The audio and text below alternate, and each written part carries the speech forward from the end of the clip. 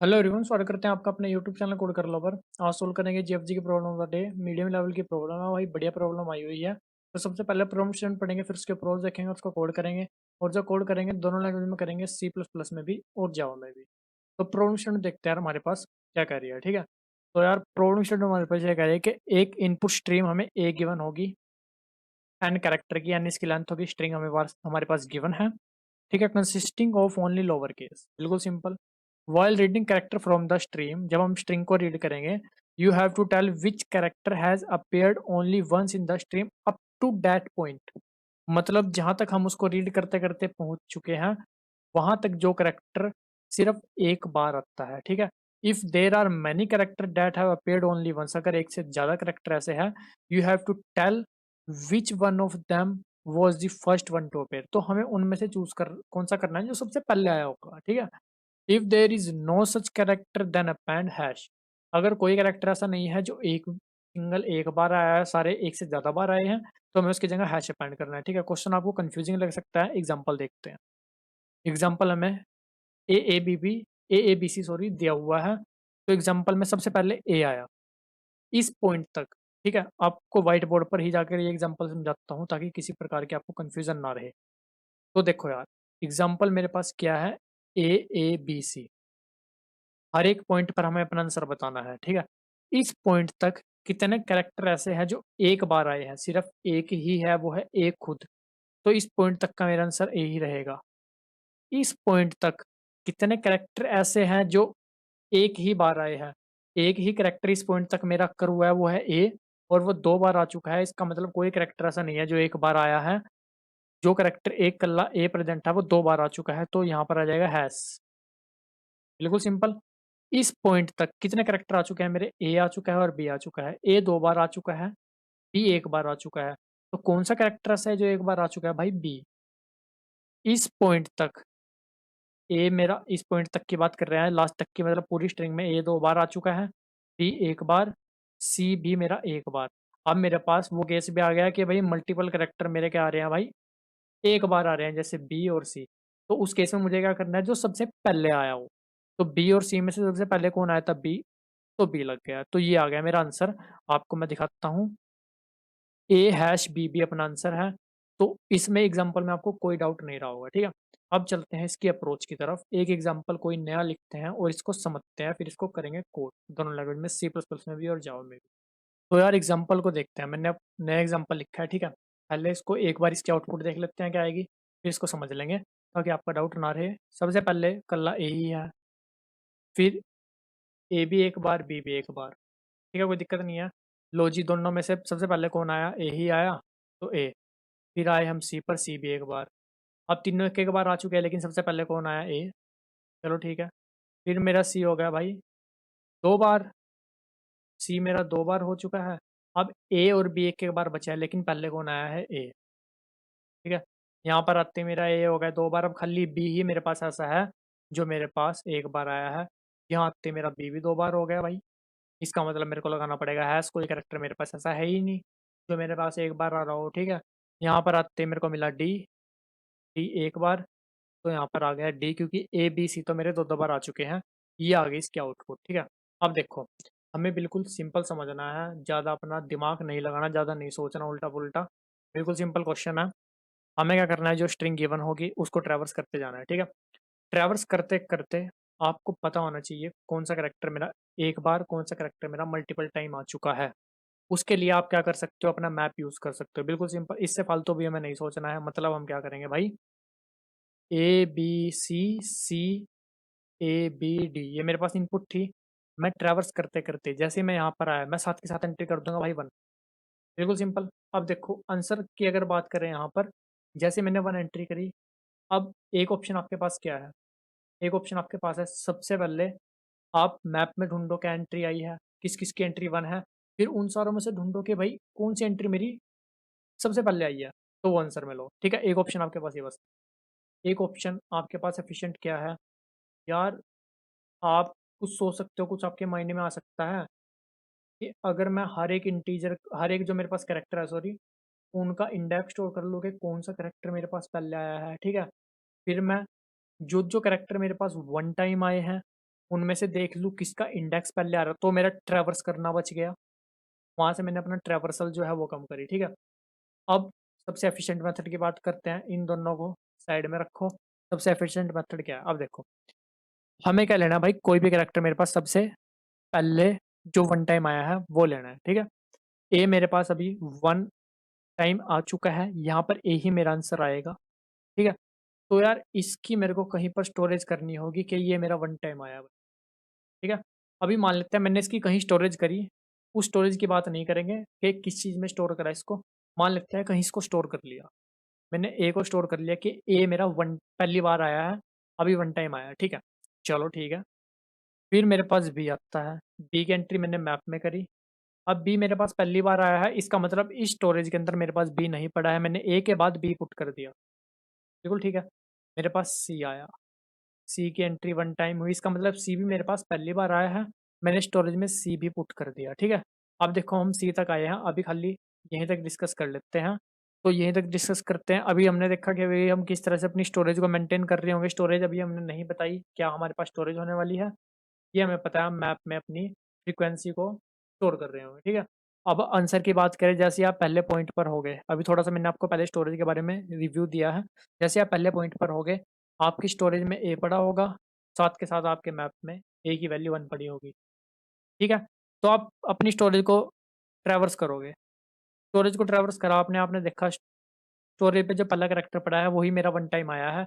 और कैरेक्टर मैं किस हिसाब से रख रहा हूँ, जो जो कैरेक्टर मेरे पास जो पहले आ रहा है वो पहले ही पड़ा है, जो बाद में आ रहा है वो बाद में ही पड़ा है। इसका मतलब जैसे ही मेरे को कोई कैरेक्टर मिलता है जिसकी फ्रीक्वेंसी वन है, इसका मतलब वो मेरा आंसर में आ गया, बिल्कुल सिंपल।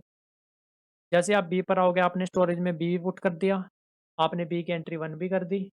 फिर आप दोबारा स्टोरेज को ट्रैवर्स करोगे, आपने देखा हाँ भाई ए की एंट्री वन ही है, तो बी के केस में भी मतलब दो बार मेरे पास ए आ चुका है। जैसे आप सी पर आओगे, आपने स्टोरेज में सी भी डाल दिया क्योंकि सी मेरे पास पहली बार आया है। साथ के साथ आपने सी की एंट्री मैप में भी कर दी कि मेरे पास एक बार आ चुका है।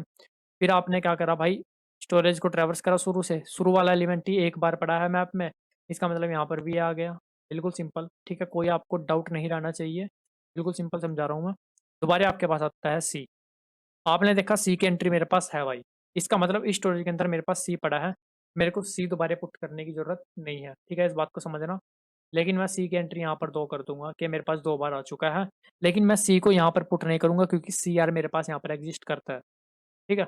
अब मेरे को सी मतलब चौथे प्लेस के लिए अपना आंसर भी देखना है, तो मैं स्टोरेज पर दोबारा आऊंगा, पहले प्लेस पर जो ए पड़ा है उसकी एंट्री ही मेरे पास वन है, तो मैं यहाँ पर ए ही प्लेस कर दूंगा, बिल्कुल सिंपल। अब मेरे पास आता है भाई ए, ए की एंट्री मैंने कर दी दो, ए की एंट्री दो करी है मतलब दूसरी बार आ चुका है, इसको मेरे को स्टोरेज में पुट करने की जरूरत नहीं है, ठीक है।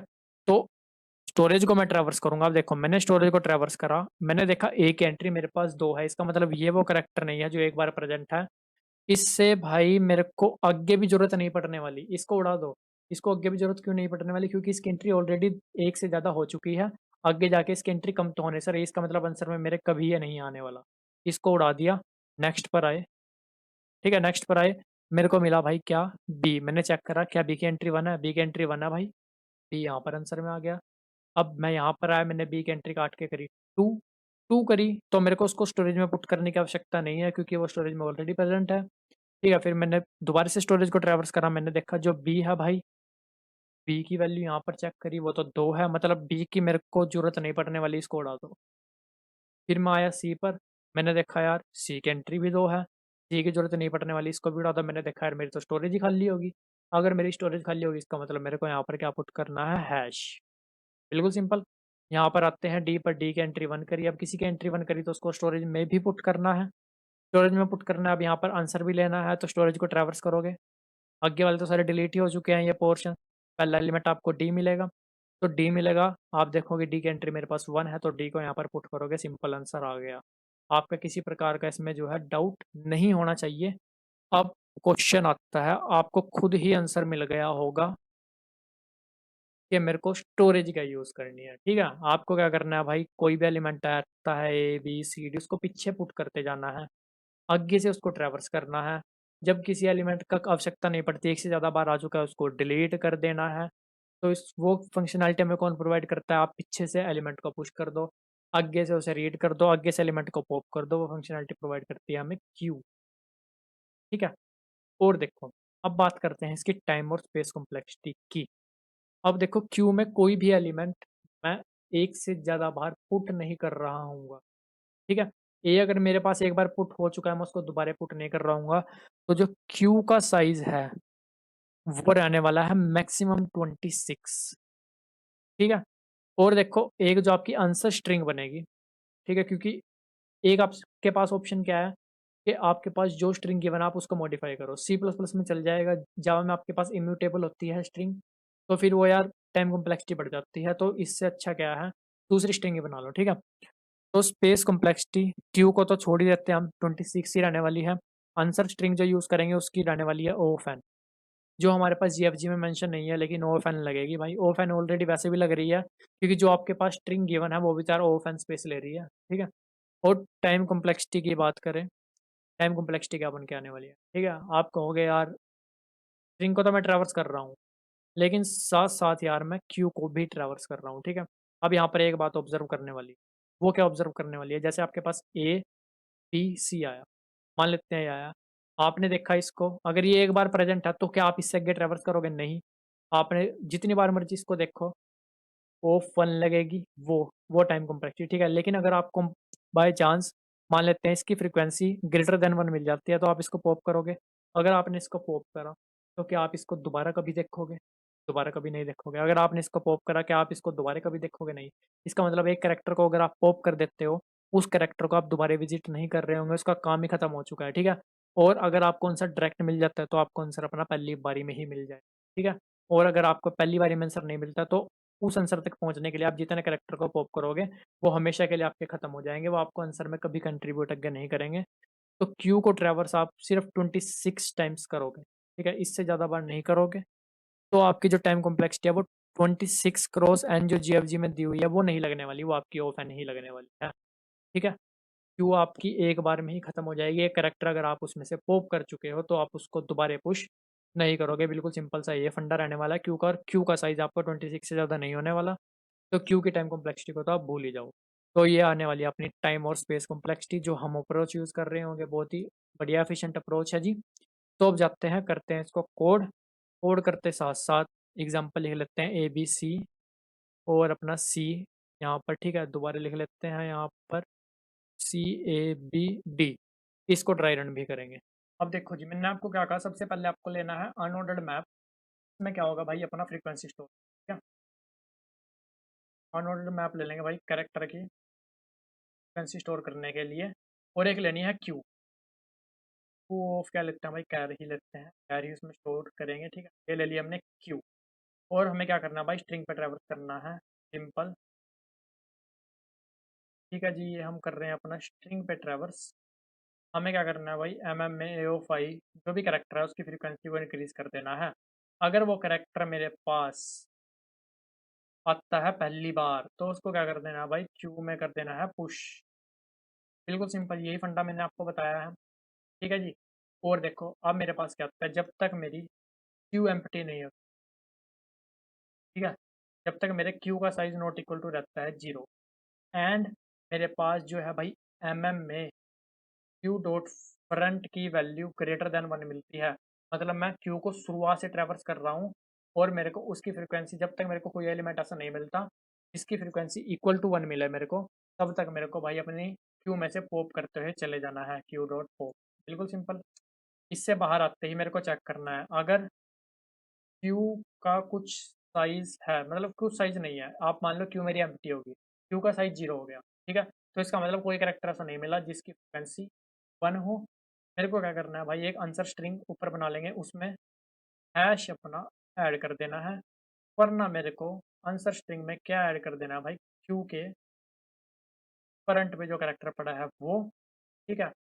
लास्ट में अपनी आंसर स्ट्रिंग को कर देना है रिटर्न, यहाँ पर अपनी आंसर स्ट्रिंग को कर लेते हैं इनिशियलाइज। पहले इसको चलाते हैं, फिर इसको ड्राई रन करेंगे, ठीक है, ताकि इसमें कोई एरर ना आए जी। कोई एरर आता है तो पहले करेक्ट कर लेंगे, फिर इसको ड्राई रन कर लेंगे। अभी एरर आता है अपना क्यू की जगह ए लग गया भाई, इसको हटाओ, क्यू लिखो यहाँ पर। तो जी अब देखते हैं,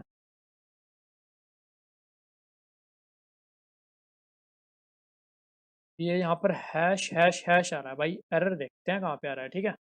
एरर अपना ये है भाई, क्यू डॉट साइज अगर इक्वल इक्वल जीरो है तब अपनी क्यू होगी एम्प्टी, ठीक है। तो अब करते हैं इसको रन एक बार।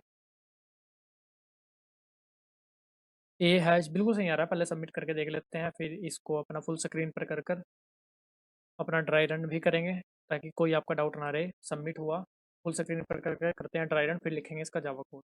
अब देखो यार, सबसे पहले मैंने एक मैप बनाया और क्यू बनाई, ठीक है। मैंने एक बना लिया अपना मैप, ये बन गया मेरा एम, और ये मैं कह लेता हूँ मेरी कुछ बन गई क्यू, ठीक है। उसके बाद मैंने अपना स्ट्रिंग एक आंसर ली, चलो ठीक, स्ट्रिंग एक आंसर ली, कर लिया अभी। उसके बाद मैंने क्या करा, फॉर लूप से अपना स्ट्रिंग पे ट्रैवर्स करा, ठीक है। आई जीरो से मतलब मैं अभी इनिशियली इनिशियली मैं यहाँ पर हूँ, ठीक है। उसके बाद देखो भाई, में मैंने जो इनिशियल करेक्टर पर हूँ उसकी एंट्री करी, इसका मतलब मैंने में एक एंट्री कर दी वन, ठीक है। फिर मैंने चेक करा, अगर किसी की एंट्री वन होती है इसका मतलब पहली बार आ रहा है तो उसको क्यू में पुश करो। अब एक की एंट्री वन हुई, पहली बार आ रहा है, उसको क्यू में पुश करो। उसके बाद मैंने क्या करा, जब तक क्यू एम्प्टी नहीं होती और क्यू का के फ्रंट पे जो करेक्टर पड़ा है उसकी फ्रीक्वेंसी ग्रेटर देन वन है, तब तक मेरे को उस करेक्टर की कोई जरूरत नहीं है, वो एक से ज़्यादा बार आ चुका है, उसको पॉप कर दो। तो क्यू के फ्रंट पे जो करेक्टर पड़ा है, क्या उसकी फ्रीक्वेंसी ग्रेटर देन वन है? जी नहीं, इसका मतलब यही मेरा करेक्टर है भाई, तो ये पॉप नहीं होगा। मैंने क्या देखा, क्यू का साइज़ क्या इक्वल टू जीरो है? नहीं, वो तो वन है। तो क्यू के फ्रंट पे जो एलिमेंट पड़ा है उसको ऐड कर दो। क्यू के फ्रंट पे मेरे पास ए पड़ा है, यहाँ पर आ गया मेरा ए, तो सिंपल। फिर मैं आता हूँ यहाँ पर, की एंट्री हो गई मेरे पास वन, और फिर ये अपनी इफ़ कंडीशन चल गई, इसकी एंट्री वन है तो पहली बार आ रही है, बी मेरे पास पहले बार आया है तो बी को यहाँ पर पुश किया, ठीक है। फिर मैंने क्या करा भाई, जब तक क्यू एम्प्टी नहीं होती और कोई कैरेक्टर ऐसे मिलते रहते हैं जिनकी फ्रीक्वेंसी ग्रेटर देन वन है, उनको पॉप कर दो। या ए की फ्रीक्वेंसी ग्रेटर देन वन है? नहीं, इसको आंसर में ऐड कर दो, ठीक है। सिमिलरली सी पर आऊँगा, सी की एंट्री वन होगी, सी क्यू में ऐड होगा। फिर दोबारा आप ए को चेक करोगे, क्या ए की एंट्री ग्रेटर देन वन है? नहीं, ए को आंसर में ऐड करोगे। फिर आप सी पर आओगे, सी की एंट्री टू होगी। अब जैसे सी की एंट्री टू होगी, या सी की एंट्री वन है? नहीं, इसका मतलब उसे हम क्यू में ऐड नहीं करेंगे। फिर हम क्या करेंगे, जब तक क्यू एम्प्टी नहीं होती और क्यू के फ्रंट पे क्या पड़ा है, ए की वैल्यू ग्रेटर देन वन है? नहीं, कि मतलब पॉप भी नहीं होगा। तो हम क्या, जो फ्रंट में पड़ा है उसको ऐड कर देंगे, मतलब फिर हमारा ए ही आ जाएगा, ठीक है।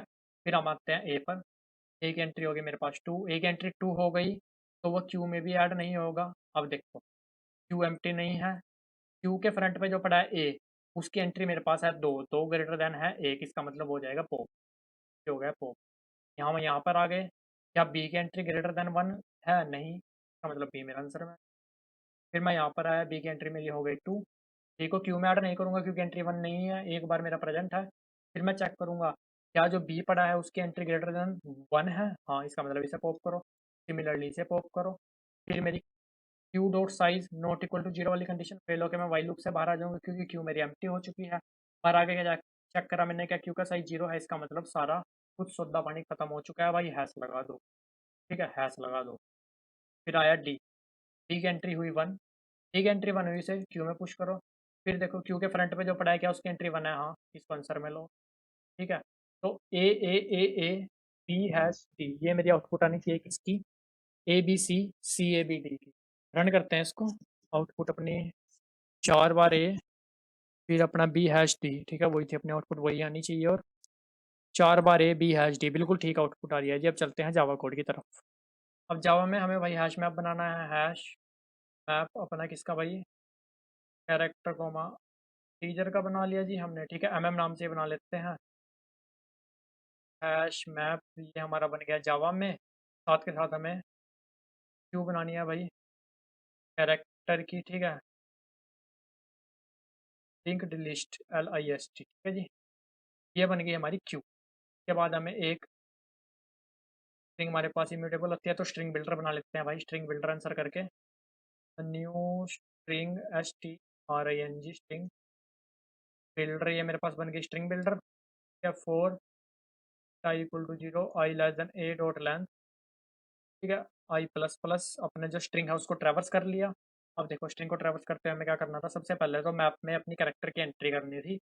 तो डॉट पुट इफ एबसेंट, अगर कोई एंट्री एबसेंट है तो उसकी entry a dot char at I की एंट्री मेरे पास क्या कर दो, जीरो पहले तो, ठीक है। उसके बाद भाई में से गेट कर लो ए डॉट कैरेट आई +1। ठीक है जी, ये कर दो उसकी एंट्री। यहाँ पे आएगा खाली पुट दो जी। उसके बाद भाई मेरे को क्या करना था, अगर mm.get a dot char at I equal 1 मतलब पहली बार आ रहा है, तो उसको क्या कर दो भाई, क्यू में ऐड कर दो। a डॉट कैरेट आई को कर दिया मैंने क्यू में ऐड। अब देखो भाई, जब तक क्यू का साइज नॉट इक्वल टू 0 रहता है एंड मेरे पास mm.get में क्यू डॉट पीक मतलब फ्रंट में जो एलिमेंट पड़ा है उसकी फ्रीक्वेंसी रहती है greater than 1, मेरे को क्या करना है भाई, क्यू डॉट रिमूव। ठीक है, ये मैंने कर दिया रिमूव। उसके बाद मेरे को क्या चेक करना है, if Q dot size equal है 0, इसका मतलब सारा कुछ उड़ गया। तो आंसर में अपेंड कर दो भाई हैश को, वरना आंसर में अपेंड कर दो भाई किसको, क्यू डॉट पीक मतलब फ्रंट में जो एलिमेंट पड़ा है। ठीक है, लास्ट में रिटर्न कर दो आंसर को in the form of string, क्योंकि स्ट्रिंग बिल्डर हमने बनाई थी string जी। ठीक है जी, अब इसको एक बार चला कर देखते हैं, इसमें कोई एरर आएगी तो उसको भी देख लेंगे। और गाइज अपना अगर आप मॉक इंटरव्यू कराने चाहते हो तो आप अपना टॉप मेट पर जाकर बुक कर सकते हो, लिंक आपको डिस्क्रिप्शन में भी मिल जाएगा। ठीक है, उससे पहले इसमें एरर देखते हैं हमारे पास, LINKED लिंक्ड लिस्ट, कहीं पर स्पेलिंग गलत लिख दिया है लगता है भाई। एल हमारे पास आएगा कैपिटल,